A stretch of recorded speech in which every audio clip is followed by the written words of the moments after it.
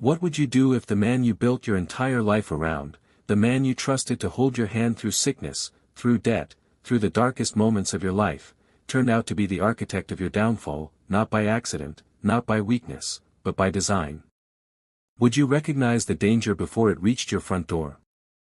Would you see the trap before it snapped shut, or would you be like Emily, sitting in a freezing metal chair beneath flickering lights, hands trembling, mascara smeared down her face, watching a detective slide a folder across the table with your name on it, a folder filled with lies you didn't write, accounts you never opened, crimes you didn't commit, and realizing, far too late, that your husband didn't just want a divorce. He wanted you destroyed. 12 years ago, I thought I'd won the lottery. I met Daniel in college, in the quiet part of the library, the part where the windows let in just enough light to make everything feel safe.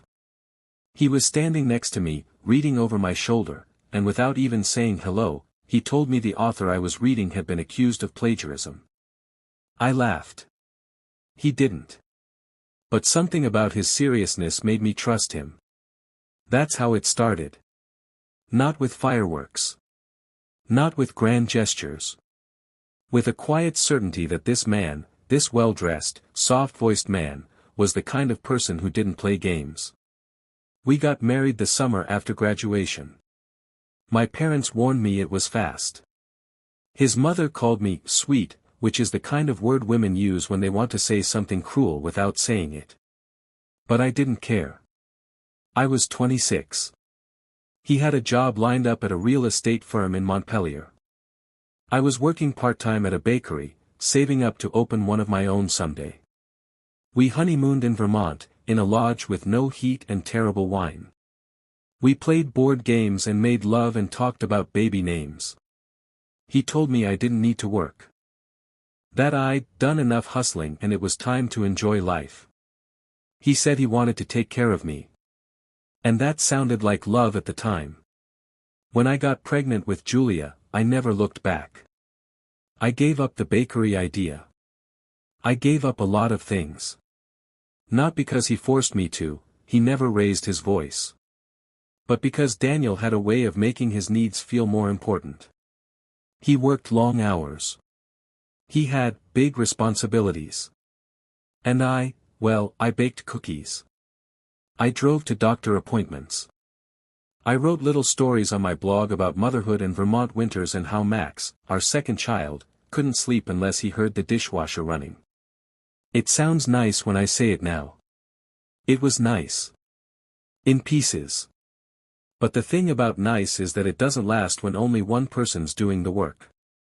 Daniel stopped coming home early. Then he stopped coming home happy.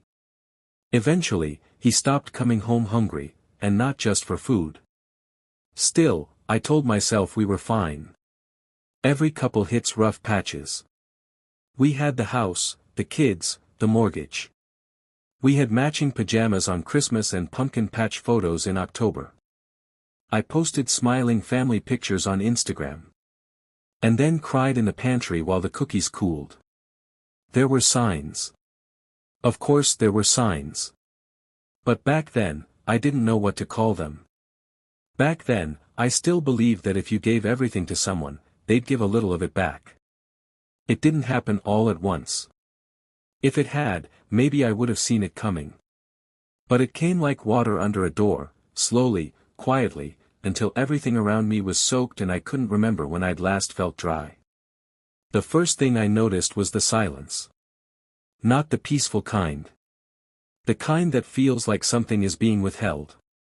He stopped asking about my day. Stopped making jokes at the dinner table. And when I told him I missed us, he looked at me like I'd just confessed a crime. Our anniversary came and went that year. 12 years. No flowers. No card. He didn't even come home. Said he had a meeting in Burlington and that it ran late. I believed him.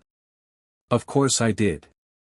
Because if I didn't believe him, I'd have to believe something else. And I wasn't ready for that yet. A week later, I was doing laundry when his jeans slipped off the basket and hit the floor hard. There was something in the pocket, a thick stack of receipts and 2 ATM slips. both for $500. Withdrawn from our joint account. I stared at them like they were in a foreign language. We had savings, sure, not much, but enough. But why take out cash like that? Why not just tell me? That night, I asked him about it. I was careful. I didn't accuse. I just said, "Hey, I saw the bank statement. Did you take out that money for something?" He didn't even look up from his phone. Just said, "Must have been a glitch."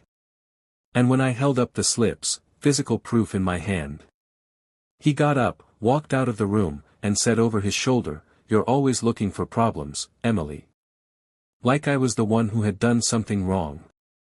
That was the first time I realized I was being handled. Not spoken to. Not heard. Handled.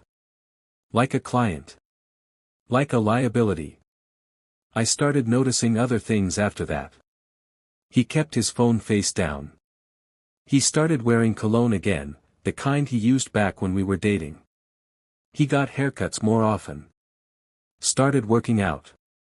Started coming home later. One night, I waited up for him. It was past midnight. He walked in and blinked like I'd startled him.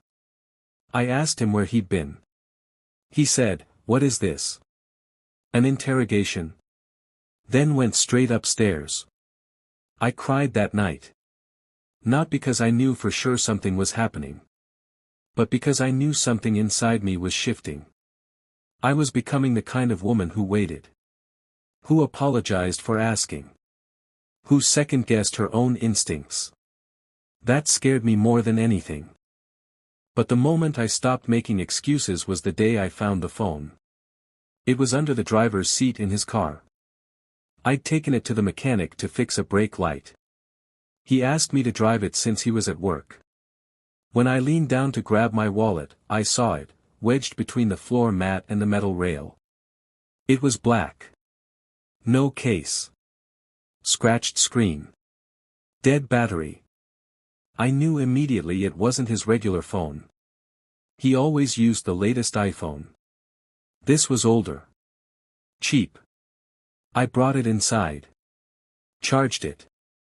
Waited. When the screen finally flickered on, it asked for a passcode. I tried his birthday. The kids' birthdays. The year we got married. Nothing worked. But the lock screen said enough. There were 5 missed calls. All from a number saved as J. No last name. No photo. Just the letter. And beneath it, one text notification. It said, "I miss your hands." I don't remember setting the phone down. I don't remember walking into the kitchen. I just remember the sound of my own breathing. How loud it was in my ears. And how, for the first time in 12 years, I wanted to scream. After I found the burner phone, something inside me stopped sleeping. I don't mean that figuratively. I mean I literally couldn't close my eyes without seeing that text. "I miss your hands." I read it so many times it burned itself into my skull. I didn't ask him about it. Not yet. Because somewhere deep in my gut, I knew I wasn't ready to hear him lie to my face. Not about this. Instead, I started watching him. Quietly. Closely. He didn't know I'd put a tracker on his keys, just one of those cheap little Bluetooth tags you can stick to anything. He still kissed me goodbye in the morning. Still said, "Be back by 6. But he never came back at 6 anymore. It was always 8. Or 9. Once, it was after midnight.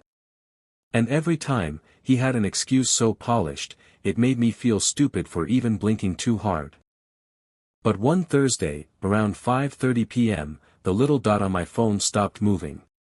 Not near his office. Not near traffic. It was parked outside a building I didn't recognize, a luxury apartment complex on the other side of town. No business signs.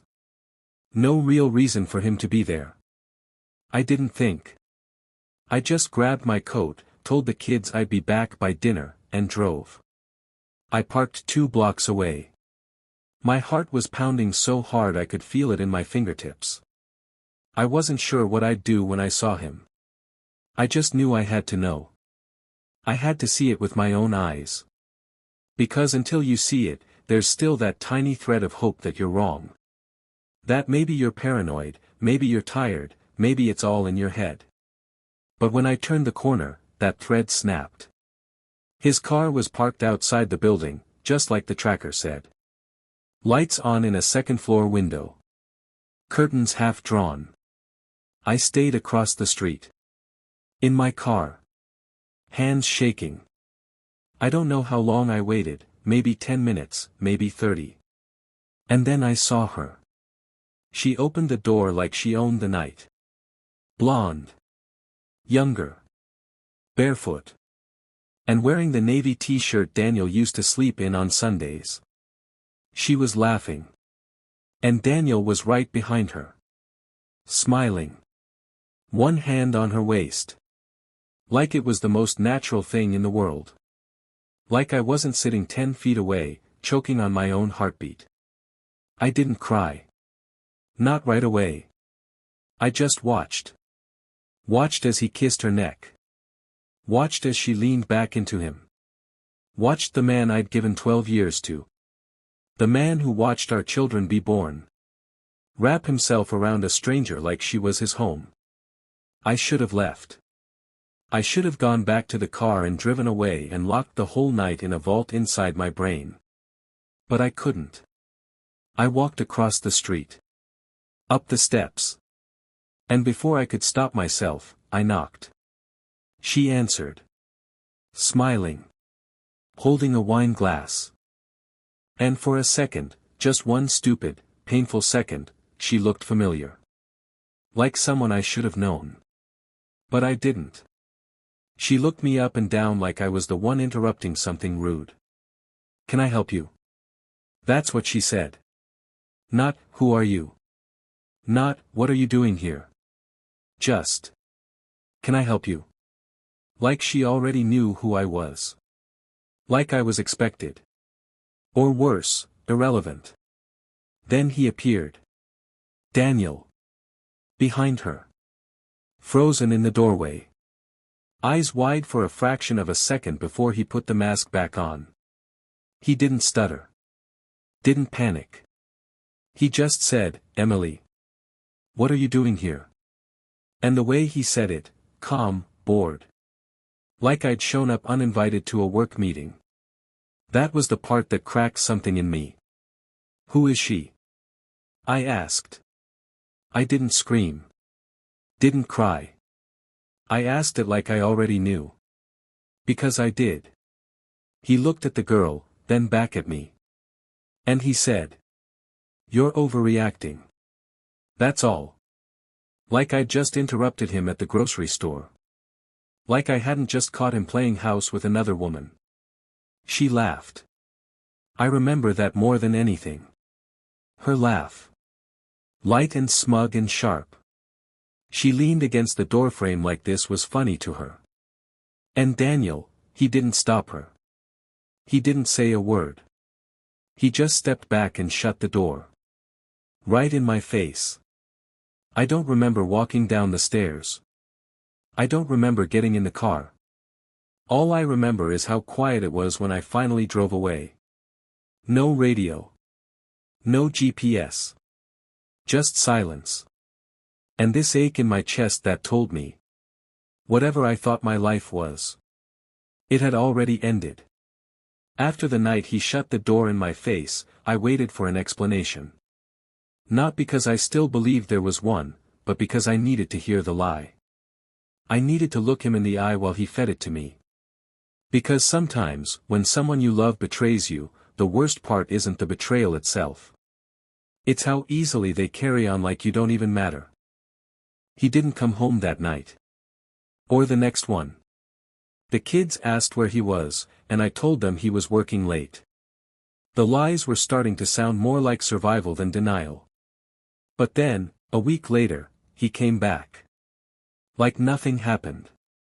He walked in, dropped his keys, poured himself a glass of water, and said, "You should take your meds again." Just like that. Like I was the problem. Like I was the one unraveling. And suddenly, I saw what he was doing. He wasn't just cheating. He was setting a stage. It wasn't just emotional distance anymore, it was precision. Controlled chaos. He started documenting everything. Emily forgot to pack the kids' lunches again. Emily slept until noon today. Emily left the stove on. I overheard him on the phone one night, not whispering to her, but to someone else. Someone professional. "I've kept notes," he said. "She's unstable. I can prove it." I stood outside our bedroom door, listening. My heart didn't beat. It just paused. Because that was the moment I knew. This wasn't about love. Or even divorce. He was preparing to erase me. The next morning, I got a letter. It came from a law office in Connecticut, one I'd never heard of. Daniel's uncle had passed away a few months earlier, and we'd been told there'd be a small inheritance. Just enough to maybe fix the roof, or finally redo the kitchen. But the letter. The letter said I'd been removed as a beneficiary. Daniel had petitioned to take full control of the estate on the grounds that I was mentally unwell and financially irresponsible. I read the words 5 times before they even registered. Then I turned the page and saw the clause. If I was deemed unfit by a court, everything, every cent, would go to him. I laughed. Out loud. The kind of laugh that doesn't have any humor left in it. Because I finally saw the playbook. He wasn't just trying to leave me. He was trying to win. I started looking around the house differently after that. Every drawer. Every corner. I didn't know what I was looking for. But something in my gut told me the walls were watching. And they were. I found the first camera inside the teddy bear in Max's room. It was tucked behind one of the button eyes. When I turned it over and pulled at the stitching, there it was, a tiny black lens no bigger than a raisin. Pointed at the bed. At my son. At me. I tore the bear apart. Searched every toy. Every vent. Every lamp. By the time I was done, I had found 3 more. One in the hallway smoke detector. One behind a picture frame in the kitchen. One in the corner of our bedroom mirror. I stood in the middle of the room, surrounded by these tiny, blinking eyes, and I realized. He'd been building a case against me for months. Recording everything. Saving it. Twisting it. I remembered all the times I'd cried in the hallway. All the nights I'd talked to myself in frustration. All the moments he could now clip out and call evidence. It made my skin crawl. I wasn't just being betrayed. I was being monitored. Later that week, I hid outside near the garage. I wanted to see if he'd replace the cameras I'd taken down. And that's when I saw him. On the phone, pacing. His voice was low, but I caught the words. "I'm close," he said. "She's slipping. She won't see it coming." He laughed. Not a cruel laugh, just casual. Like this was business. Like I was a file he was closing. I wanted to scream. To run out and throw everything I'd found in his face. But I didn't. Because now I understood something I hadn't before. I wasn't in a marriage anymore. I was in a war. And in war, you don't show your hand. You don't beg for truth. You collect your own. So I did. I bought a burner phone of my own. I started keeping notes. Times. Dates. Everything he said. Everything he didn't say. I recorded my own conversations with the kids. With him. With anyone who might matter later. Because if he wanted a courtroom, he was going to get one. But not the way he planned. The first thing I noticed was how quiet the house was without the kids. You don't realize how much of your sanity depends on their noise. On the toys you step over, on the cartoons you can't stand. On the random questions that come mid-laundry like, "Mom, do penguins get cold?" Until that noise is gone. And what you're left with is a silence that feels like suffocation. It happened fast. Too fast. There was no warning, no mediation, no sit-down conversation. Just a knock at the door one morning. A manila envelope.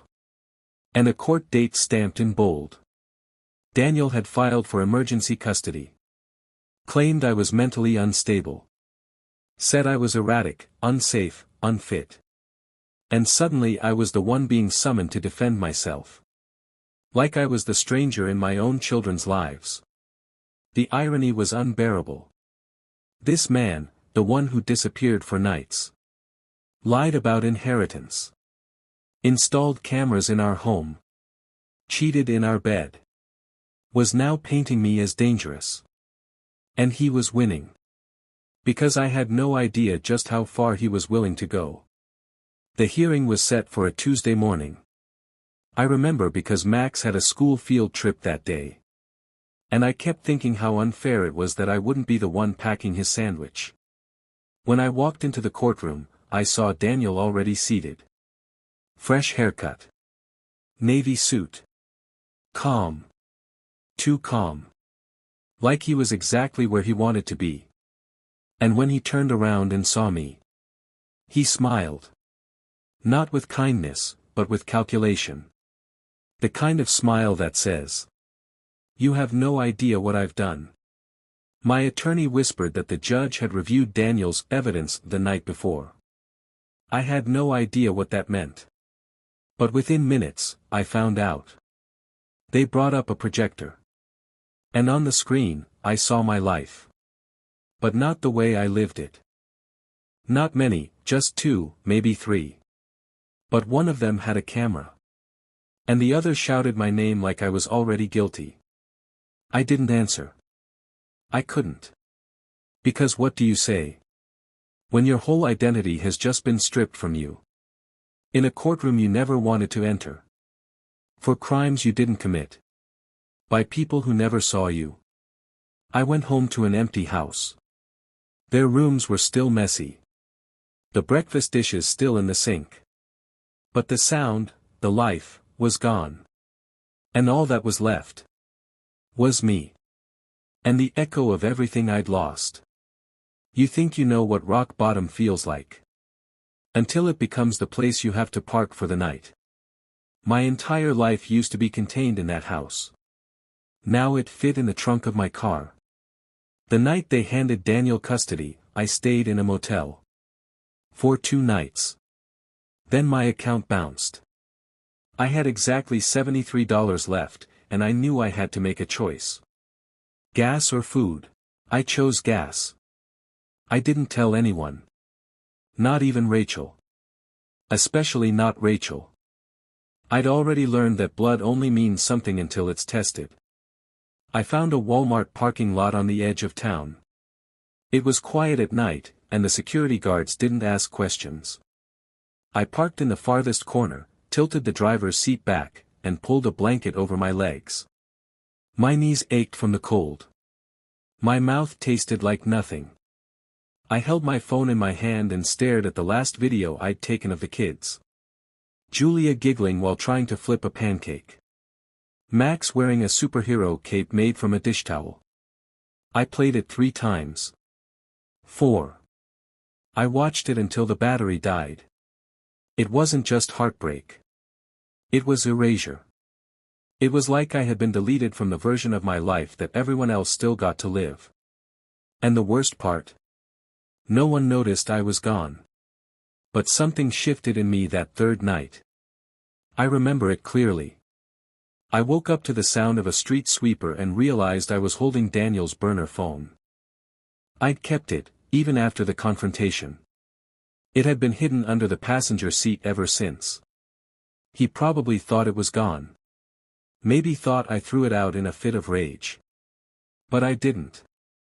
Because deep down, I always knew there was more to the story than just cheating. So I started digging. I parked outside the town library when it opened and logged into the computer with a fake name. The internet was slow, but the court records weren't. And what I found? It cracked the foundation of every lie he told me. Daniel wasn't just moving money. He was laundering it. I found documents. Shell companies registered in Delaware. Dummy corporations set up in names that didn't exist. 3 of them had mailing addresses that were just P.O. boxes. 2 of them were in my name. At first I thought it was a mistake. Some glitch in the system. But the moment I saw the digital signature. A perfect imitation of my handwriting. Down to the curl on the Y in Carson. I felt the blood rush to my head. He'd forged everything. Every form. Every transaction. Every digital trail. He'd opened credit lines in my name. Taken out insurance policies. Registered fake vendor invoices for companies I'd never heard of. And all of it pointed back to the same conclusion. Daniel was drowning. Financially. Professionally. And if I was still legally attached to him when it happened, I'd be a liability. That's why he needed me gone. Not just out of the house. Out of the picture. Out of the narrative. This wasn't about heartbreak. This was about strategy. About power. About money. He didn't want a divorce because he fell in love with someone else. He wanted it because he needed a clean exit. A fall guy. And I was it. I remember staring at that computer screen until the letters blurred. It didn't even feel like grief anymore. It felt like exposure. Like standing in front of a train and finally realizing it had been coming for you all along. And you were too busy baking cupcakes and scheduling doctor appointments to hear it. That night, I drove to a different parking lot. Near the lake. It was quieter. I wrapped myself tighter in the blanket. Pulled my hoodie over my head. And for the first time since the whole nightmare started, I stopped crying. Because grief had done its job. Now I was angry. And anger? It doesn't sleep in the car. It waits. It watches. And it starts taking notes. I didn't know it was coming. You never do. Not when the person setting the trap is the same one who used to kiss your forehead before bed. Not when the man plotting your destruction once sat beside you in the hospital while you learned your second baby had a heart murmur. But that's the thing about betrayal. It never feels criminal until there are handcuffs. It started with a phone call I almost didn't answer. It was a blocked number. I was parked outside a gas station in Bar, brushing my teeth in the side mirror with a bottle of water and leftover toothpaste. I picked up out of reflex. The voice on the other end was calm. Male. Is this Emily Carson? I said yes. He said he was with the Vermont State Police and asked if I could come in for questioning. About what? I asked. There was a pause. Then he said. Ma'am, there are serious allegations of financial fraud tied to your name. We suggest you come voluntarily. I stood there frozen, toothbrush still in my hand, water spilling down my wrist. Thinking. This is it. This is the thing he's been building toward. When I arrived, they took me straight to a back room. No cuffs. No shouting. Just a plain room with white walls and a metal table. Like something out of a bad TV drama. Only this time, it was my name on the file. My face on the surveillance footage. My signature on the documents. They slid a folder toward me. Filled with contracts, tax returns, forged statements. Each one tied to a consulting firm I'd never heard of. Each one registered under my maiden name. Emily Jensen. I laughed. Out loud. I couldn't help it. I couldn't help it. I told them it wasn't mine.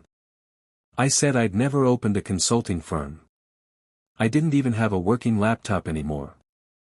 But then the detective pulled out something else. A printed application for a small business loan. $500,000. Approved 6 weeks ago. Deposited into an account under my name. Only problem was, I'd never seen a dime. I told them to look at the signature.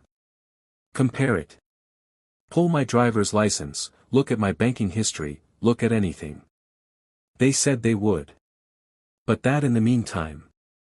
They had to process me. I didn't even cry until they took my shoelaces. That was the part that broke me. Not the fingerprinting. Not the metal toilet. The shoelaces. Because for some reason, that made it real. I spent 8 hours in that holding cell. It smelled like bleach and sweat and old sadness. They let me call one person. I didn't call Rachel. I didn't call my lawyer. I called my own number. The one Daniel used to text when he was working late. It went straight to voicemail. That night, just before they released me. Pending investigation, no formal charges. The detective said something I've never forgotten. He looked me dead in the eyes and said, "You know your husband filed a claim on that loan last week. Fraud protection insurance. Said you'd conned him." He didn't even look angry about it. Just, tired. Like he'd seen this kind of thing before. I walked out of that building into the rain with nothing in my pockets but a crushed receipt and a phone with 6% battery. And all I could think was, he's not trying to hurt me. He's trying to bury me. He forged the documents. He planted the cameras. He made me look unstable. He stole my kids. And now, he was making me the criminal. This wasn't a man unraveling. This was a man executing a plan. A man who had rehearsed every lie. Mapped every step. And made sure every escape door locked from the outside. With me still inside, I didn't sleep that night. Not even in the car. I sat up in the driver's seat with the windows cracked, staring into the fog. My hands didn't stop shaking. Because I knew what was next. He was going to take everything. And no one.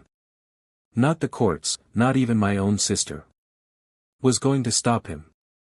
So I stopped waiting to be rescued. I stopped hoping someone would swoop in and uncover the truth. Because no one was coming. Not for me. And that meant I had one job left. To survive long enough. To bring him down myself. It was the smell of bleach that lingered the longest. Even after I got out of holding, even after I scrubbed my skin raw in a gas station sink. I could still smell it. Maybe because it reminded me of how easily things can be wiped clean. How fast a life can be scrubbed out of a house. How quickly a man can rinse his hands of you and call it closure. I wasn't eating. I wasn't sleeping. I spent most days in the library, scrolling through court records, tax filings, business registrations. Anything that could connect the dots. I knew the game now. I knew Daniel had buried landmines under my name. And I was slowly stepping on all of them. I was 2 hours deep into searching a shell corporation's trail when I got the email. No subject line. No body text. Just a PDF. And a sender name I didn't recognize, SK. My stomach twisted. It could have been anything. Another threat. Another fake document. But when I opened it, my hand started to shake. It was a scanned copy of a memo. Internal. From Daniel's office. Subject, Emily Carson Financial Liability Strategy. Underneath was a bullet point list of goals. I couldn't breathe. Because I recognized the formatting.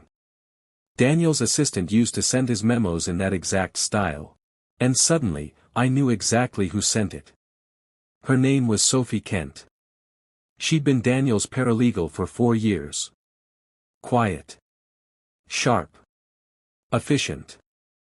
I remembered she once sent me a birthday card. Handwritten, with a pressed flower inside. Daniel told me she was boring. Too sensitive. Too emotional. That night, I replied with one sentence. Please help me. 10 minutes later, I got an address. She met me in a diner outside Brattleboro. I sat in a booth near the back, wearing a baseball cap and sunglasses like I was in some bad crime show. She walked in like she was late to church. Wringing her hands, glancing over her shoulder. As if Daniel might crawl out from the napkin dispenser. She didn't sit right away. Just stood there and said. He did the same thing to someone else. I didn't ask what she meant.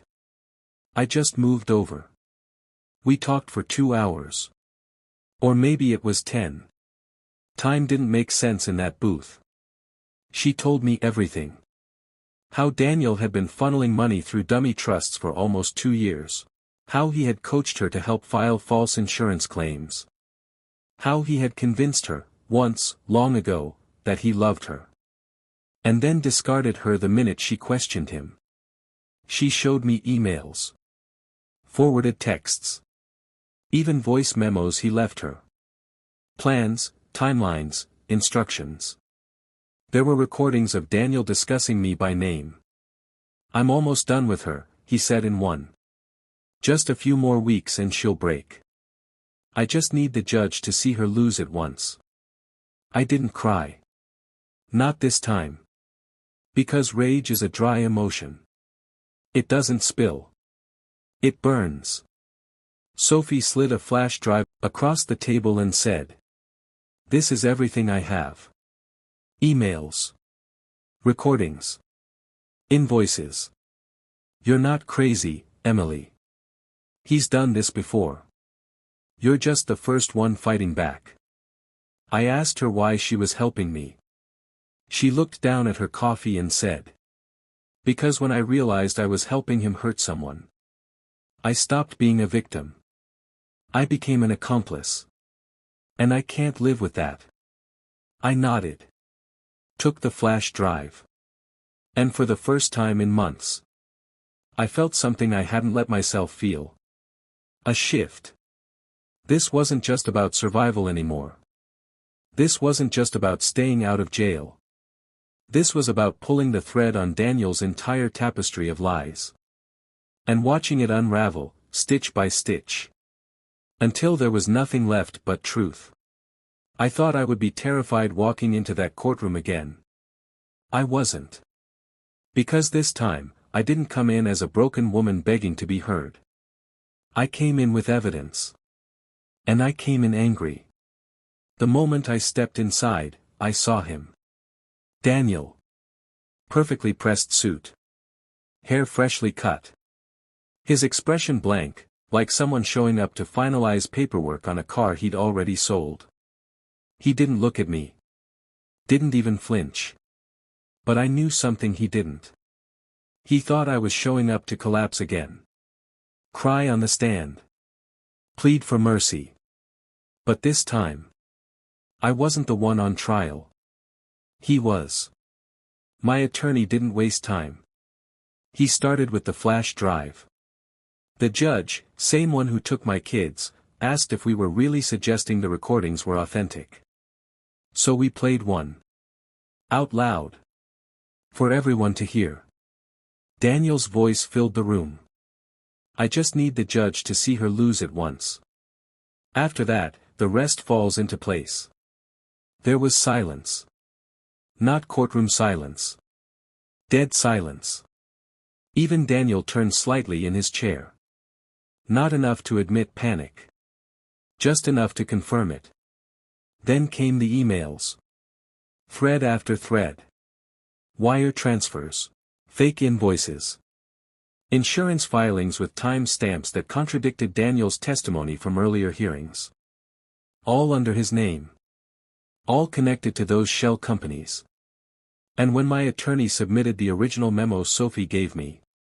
The one titled Emily Carson Financial Liability Strategy. The judge's expression changed. Not angry. Not confused. But insulted. Like he realized he'd been played. And that made him furious. And then Sophie walked in. She'd been sitting in a separate room, waiting. She walked straight to the witness stand, no hesitation. Didn't glance at Daniel once. She introduced herself. And then she spoke. She told the court how Daniel had used her as his front. How he instructed her to help him fabricate expense reports. Reroute money. Monitor me using planted cameras. She said, word for word.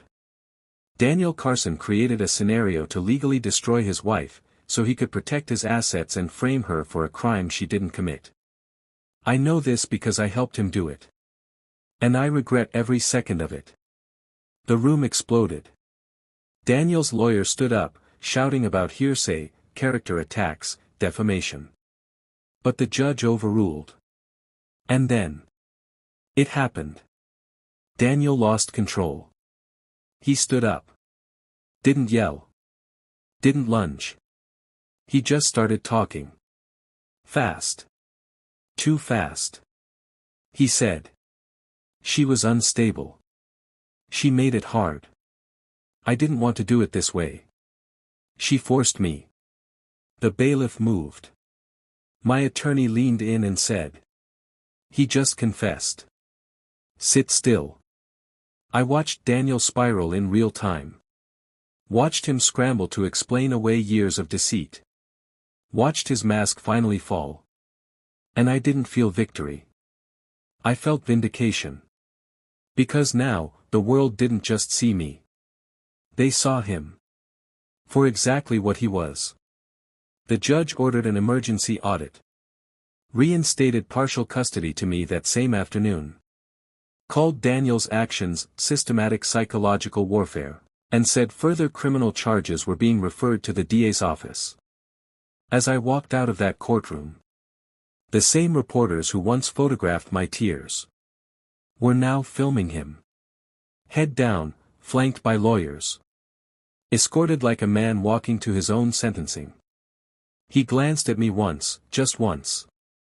And in that look, I saw something I'd never seen in him before. Fear. People think justice feels like a cheer. Like confetti or closure. It doesn't. It feels quiet.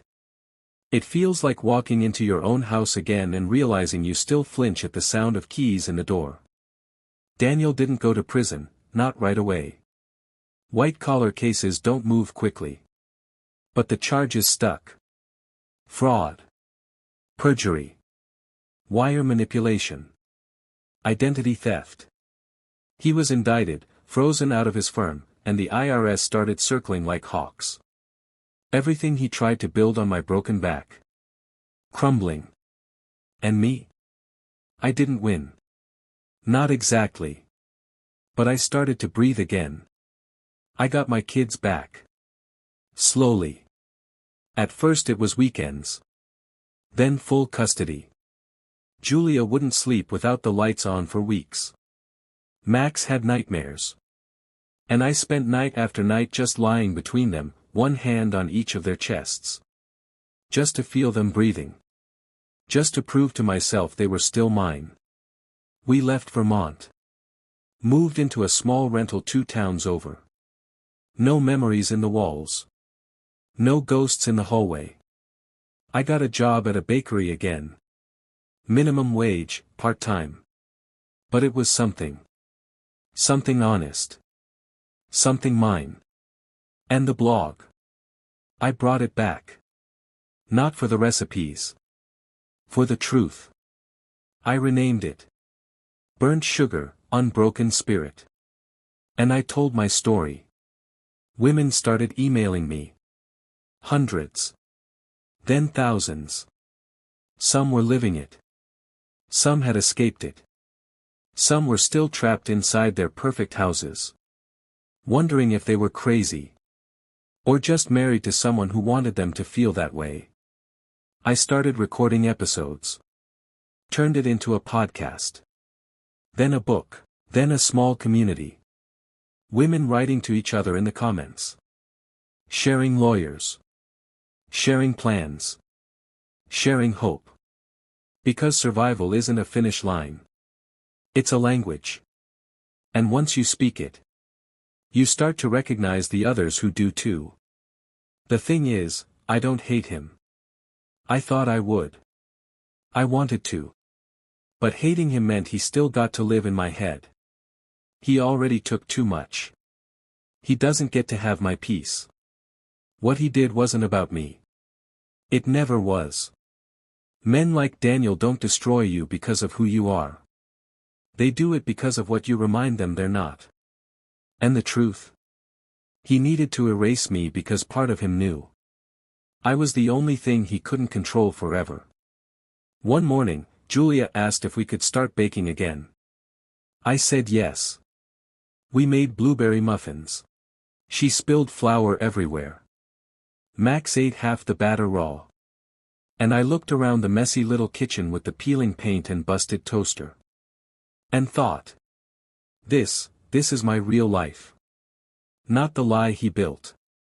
Not the cage he painted gold. This. Not perfect. But honest. And I'll take honest over perfect every single time. If you told me 2 years ago that I'd survive everything he did to me, I would have laughed, or cried, or both. Because back then, I thought survival looked like running. Or hiding. Or disappearing altogether. But survival isn't just about staying alive. It's about reclaiming the parts of you that someone tried to steal. Daniel tried to erase me. But in the process, I found parts of myself I didn't know were still there. Not the woman who smiled through dinner parties or packed perfect school lunches. But the one who could walk into a courtroom with her spine straight.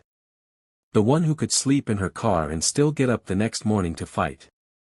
The one who realized that if no one else believed her, she would still believe herself. That's the part they don't tell you about abuse. It doesn't always come with bruises, sometimes it comes with strategy. With paperwork. With smiles and spreadsheets and shared bank accounts. Sometimes it comes from the person who stood beside you in your wedding photos. The person who said, forever, and meant. Until you stopped being useful. So if you're watching this, and you're wondering if it's happening to you. If your voice has gotten quieter.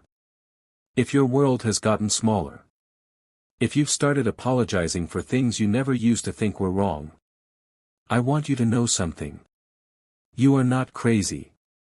And you are not alone. There is no shame in not seeing it sooner. There is only power in refusing to stay blind. Leaving is hard. Fighting is harder. But losing yourself, that's the real tragedy. I lost a lot. But I found something too. A version of myself that's louder, clearer. Less afraid to take up space. A woman who doesn't beg for peace. She builds it.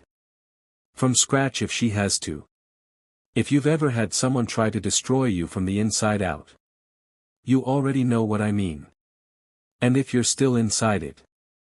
Still trying to tell yourself it's not that bad. Still calling it a rough patch. Ask yourself this. If someone treated your child the way this person treats you. Would you still call it love? Because love shouldn't require silence. Or fear. Or disappearing. So tell your story. Scream it if you have to. Write it down. Start over. Say no. Say leave. Say nothing, but leave anyway. Whatever you do. Don't stay quiet just because he planned for you to be. If you told me 2 years ago that I'd survive everything he did to me. I would have laughed, or cried, or both. Because back then, I thought survival looked like running. Or hiding. Or disappearing altogether. But survival isn't just about staying alive. It's about reclaiming the parts of you that someone tried to steal. Daniel tried to erase me. But in the process, I found parts of myself I didn't know were still there. Not the woman who smiled through dinner parties or packed perfect school lunches. But the one who could walk into a courtroom with her spine straight. The one who could sleep in her car and still get up the next morning to fight. The one who realized that if no one else believed her, she would still believe herself. That's the part they don't tell you about abuse. It doesn't always come with bruises. Sometimes it comes with strategy. With paperwork. With smiles and spreadsheets and shared bank accounts. Sometimes it comes from the person who stood beside you in your wedding photos. The person who said, forever, and meant. Until you stopped being useful. So if you're watching this, and you're wondering if it's happening to you. If your voice has gotten quieter. If your world has gotten smaller. If you've started apologizing for things you never used to think were wrong. I want you to know something. You are not crazy. And you are not alone. There is no shame in not seeing it sooner. There is only power in refusing to stay blind. Leaving is hard. Fighting is harder. But losing yourself, that's the real tragedy. I lost a lot. But I found something too. A version of myself that's louder, clearer. Less afraid to take up space. A woman who doesn't beg for peace. She builds it. From scratch if she has to. If you've ever had someone try to destroy you from the inside out. You already know what I mean. And if you're still inside it. Still trying to tell yourself it's not that bad. Still calling it a rough patch. Ask yourself this. If someone treated your child the way this person treats you, would you still call it love? Because love shouldn't require silence. Or fear. Or disappearing. So tell your story. Scream it if you have to. Write it down. Start over. Say no. Say leave.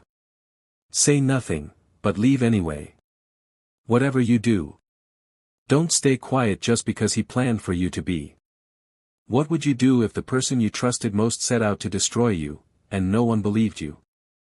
Have you ever had to walk away from someone you thought you'd never live without, just to stay alive? Tell me in the comments. Because your story might be the one that helps someone else find their way out.